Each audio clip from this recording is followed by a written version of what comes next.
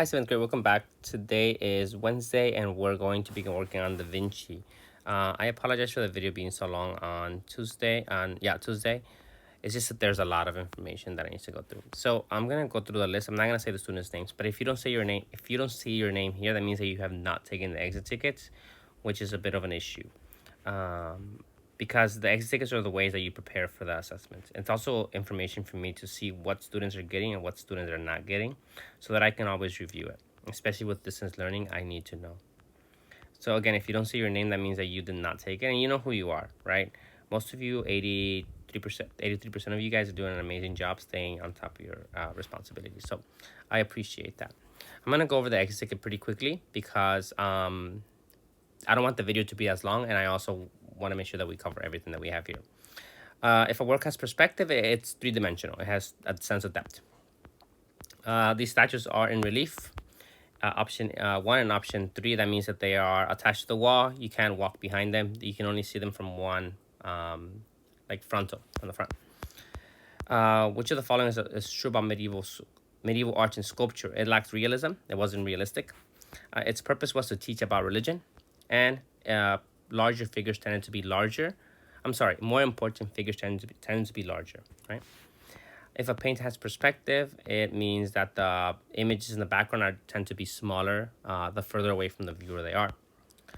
Renaissance art was more lifelike than medieval arts.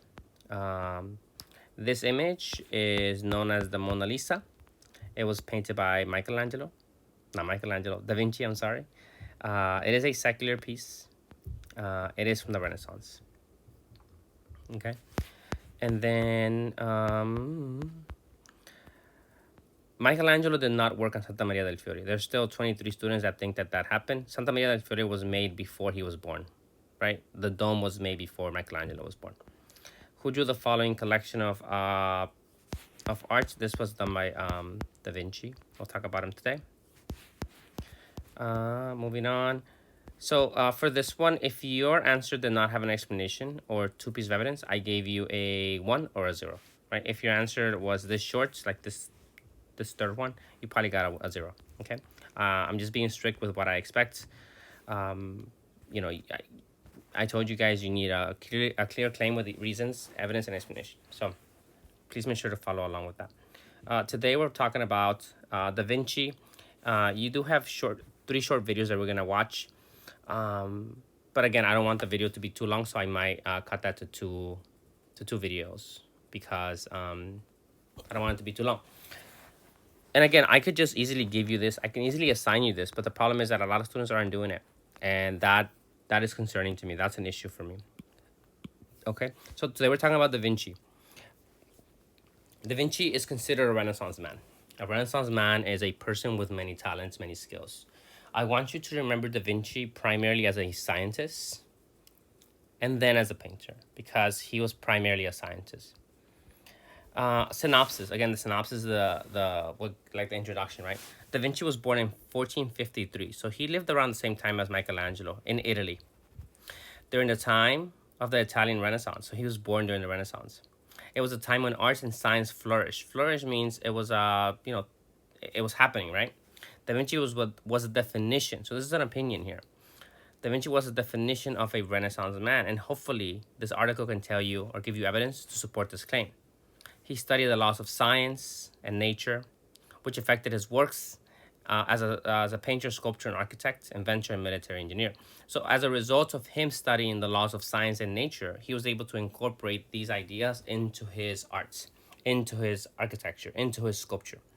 His ideas have influenced countless artists. There's a book that I have of Da Vinci. It's a Da Vinci biography.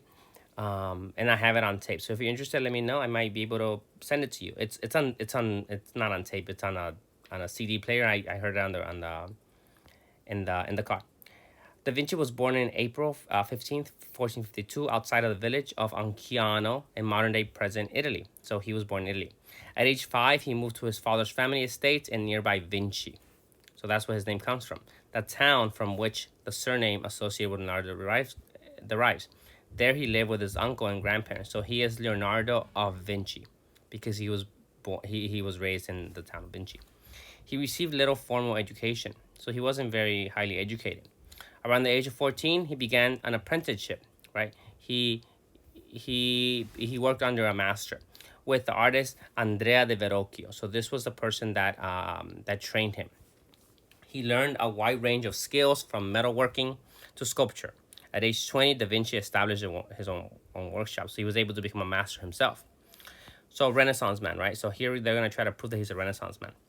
After leaving Verrocchio's studio, Da Vinci received his first independent commission to make an artwork in 1478. 3 years later, the monk of Santo Donato of Spumato Church in Florence tasked him with painting the Adoration of the Magi. So we're going to talk about that today. The young artist would abandon both commissions without ever completing them. One thing you have to remember about Da Vinci was that he started many things and never really finished a lot of them, right? Some people thought that he had some sort of, actually, I'm not going to go into that, but he started many things that he wasn't able to finish. He was real flighty. He started one thing and started something else, then something else. In 1482, Florentine ruler Lorenzo de Medici, remember him, commissioned Da Vinci to create a silver lyre. A lyre is this guy. It looks like a guitar almost. Okay. It's like an harp. And bring it as a piece, get a gesture to Ludovico da Sforza, who ruled Milan. So Lorenzo de Medici ruled Florence. He wanted Da Vinci to create this thing for the ruler of Milan, another city in Italy. After doing so, Da Vinci asked Sforza for a job. So Da Vinci said, I would like a job. He sends Sforza a letter touting his skills as a military engineer. So he's like, look, I'm a military engineer. In it, he sketched war machines such as a chariot with blades mounted on the sides, an armored tank propelled by a crank, and even an enormous crossbow. The letter worked. Sforza brought Da Vinci to Milan. Like many leaders of Renaissance thought, Da Vinci saw science and art intertwined, so connected, right? They are one and the other. To more accurately sculpt and paint people, Da Vinci began to examine human and animal bodies. This is really important, right? He begins to actually study human bodies, not just read about them. In the 1480s, his drawings of organs, muscles, and other structures are some of the first ever. So, not since the ancient Greeks, right? These are some of the first drawings of the human body, real drawings, real dissections. In addition, Da Vinci studied botany. I guess it's a study of plants. I would be able to look it up, but I can't in this app. Geology, zoology, hydraulics, aeronautics, and physics. So these are some of the things that he's interested in, right? So that's what makes him a Renaissance man. He is developing these questions to in these different topics. He filled dozens of notebooks with illustrations and scientific observations. Some of his notebooks are owned by Bill Gates, the founder of Microsoft. Just countless observations. He studied the tongue of the woodpecker. He studied like leaves, very specific things. Some of his sketches appear to predict the future. He made drawings of machines resembling bicycles, helicopters, and flying machines based on the wing of a bat. The Last Supper, this is the last. So this is a drawing that he did right here. Right, it looks like wings. Da Vinci was commissioned to work on numerous projects during his time in Milan. Around 1495, Ludovico commissioned Da Vinci to paint the Last Supper, one of the most famous paintings in the world, in the monastery of Milan's Santa Maria del Grazie. It took approximately 3 years to complete. And Da Vinci was willing to try new things, right? As soon as he finished the painting, it started falling apart because he was just experimenting. Among other projects, the Duke of Milan tasked Da Vinci with sculpting a 16-foot bronze statue of his father. With the help of students in his workshop, Da Vinci worked on the project on and off for more than a dozen years. He sculpted a life-size clay model of the statue, but the project was put on hold when the war with France caused a bronze shortage. French sources overran Milan in 1499 and shot the clay model to pieces. Da Vinci fled the city. returned to Florence and the Mona Lisa. After brief stays in Mantua and Venice, Da Vinci returned to Florence. Remember, he's from Florence. In 1502 and 1503, he briefly worked as a military engineer for Cesare Borgia, commander in the Pope's army. He traveled outside of Florence to work on military construction. So again, another skill, right? And maps. Upon his return to Florence in 1503, Da Vinci started work on another mural, Battle of Anghiari. It was to be twice as large as the Last Supper. However, he abandoned the project. Again, you see that he's abandoning projects, right? After 2 years. At the same time he began the Battle of Anghiari, Da Vinci started working in 1503 on what will become his most well-known painting, the Mona Lisa, this one. For Da Vinci, the Mona Lisa was forever a work in progress. Today, it hangs in the Louvre Museum in Paris, France. This is probably the most famous painting in the world, right? Final years. Leonardo returned to Milan in 1506 to work on the same French ruler who had overtaken the city. I'm not going to read the rest of this, okay? So here are some images. This is one of the things that he did on the left. Here are some of the sketches he did of the human body. If you compare him to Michelangelo, he is more of a scientist, right? He is more of an observer. Michelangelo is more of a sculptor, right? It's really hard to say who has. There's no right or wrong answer. Who is more skilled, right? Da Vinci or Michelangelo? I prefer Michelangelo because that's just my opinion, right? But here are some of the sketches Da Vinci made of the human body. Look at the foot. He was able to sketch these and create images and create art that was very realistic because he understood what was underneath the skin, right? How the body functions. Here are some drawings of the hearts, real scientists. And here are some more drawings of the human body, okay? Da Vinci is one of those people that's just an incredible, amazing person. Again, I don't know if I'll be able to play all of these because I want to keep the video not too long.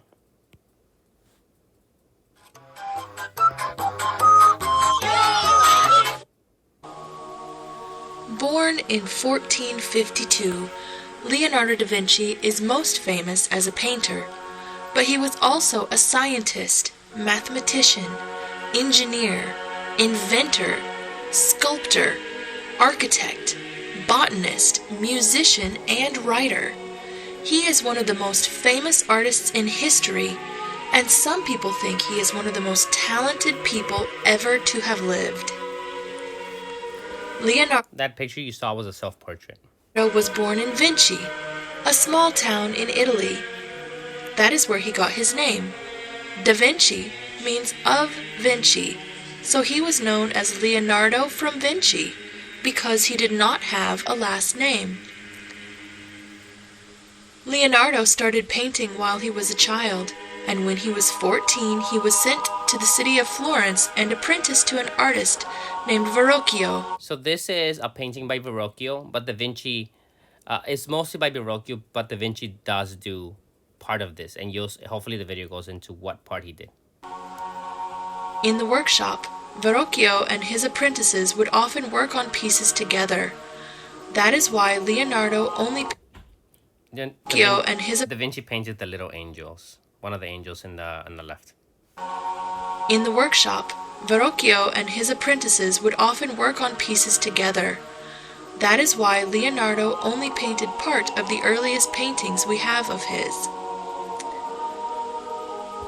By the time he was 20, Leonardo da Vinci was good enough that his father set him up in his own workshop, and that is when he began creating artwork of his own.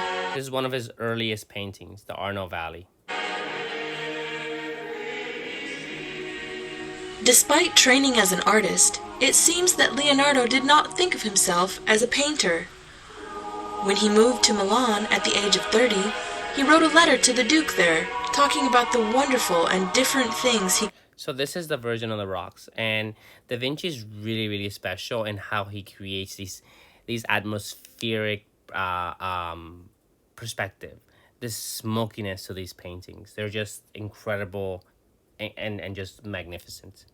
And they'll talk about that in a second. Do in engineering, and he said he could also paint. During the Renaissance, when Da Vinci lived, Art and science were not seen as separate studies, but more like two sides of the same coin. It's true that Leonardo spent a great deal of time in a close and careful study of the world around him, and he was full of ideas for inventions that would not be used for hundreds of years. He spent a long time studying the human body. He imagined ways that people could walk on water and designed armored tanks.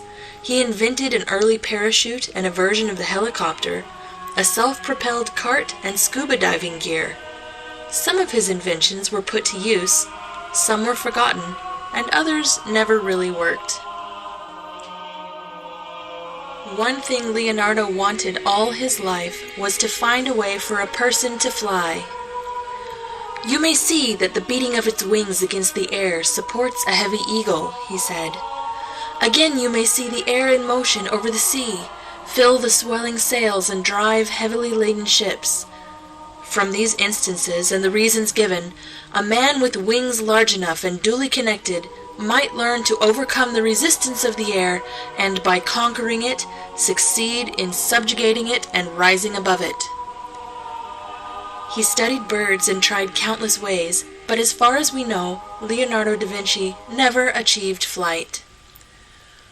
While his contributions to science for the most part went unrecognized for many years, Leonardo's genius for painting was obvious to everyone who saw it. Two of his paintings, The Last Supper and the Mona Lisa, are considered the most famous paintings in the world. Unlike many other artists, Leonardo da Vinci was incredibly famous and successful during his lifetime. After he died, people were still interested in him and his art. For more than 500 years, people have studied and enjoyed his work. In 1568, Giorgio Vasari wrote this about da Vinci. "In the normal course of events, many men and women are born with remarkable talents, but occasionally, in a way that transcends nature, a single person is marvelously endowed by heaven with beauty, grace, and talent in such abundance that he leaves other men far behind. All his actions seem inspired, and indeed everything he does clearly comes from God rather than from human skill." Everyone acknowledged that this was true of Leonardo da Vinci. That's the first one. The second one is pretty short. Most likely not, but, it'd be nice to think that he did.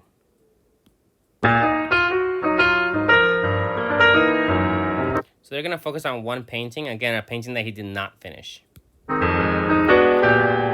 We're standing in front of an unfinished painting by Leonardo da Vinci. It's a big painting, and interestingly, it's almost a perfect square. It's really unfinished. I mean, it's not just that it has parts that are unfinished, but it's really just the underpainting. This is the adoration of the Magi, a moment in the Christian story when Christ has been born and three kings from the east, guided by the Star of Bethlehem, come to Mary and offer Christ three gifts: frankincense, myrrh, and gold. What's revealed to us here is Leonardo's working method, not only his brilliant drawing, but the way in which he constructs figures. Remember that Leonardo is first and foremost not a painter. He's really a scientist. He's really an engineer. He's somebody who looks and understands nature. We have a sense of Leonardo's deep understanding of human anatomy. Even when he's painting clothed figures, he's really understanding the skeletal structure. He's understanding the musculature of the body. If you look at the group of figures to the right, about mid-level, you see one figure that almost looks like it's a skull. That he's talking about the guy in the middle. It's as if Leonardo is literally constructing the bones before he'll put flesh on them, before he'll put clothes on them, before he'll add color. That's a group of figures that's often referred to as the philosophers, but maybe we should discuss the central group first. Right, so we have Mary and the Christ child front and center, forming a pyramid shape together with the Magi in front. And that's a shape that we see very often in paintings of the High Renaissance that provide a stable form. And we see that right here in the foreground with Mary and Christ. That's especially important in this painting, which is so chaotic, where there's so much going on. On the upper right, for instance, there's actually a battle. You have two horses rearing up. On the upper left, you have the fragments of what looked like some sort of classical architecture. You can see these wonderful steps in perfect linear perspective. Leonardo actually did some brilliant drawings in preparation for this painting.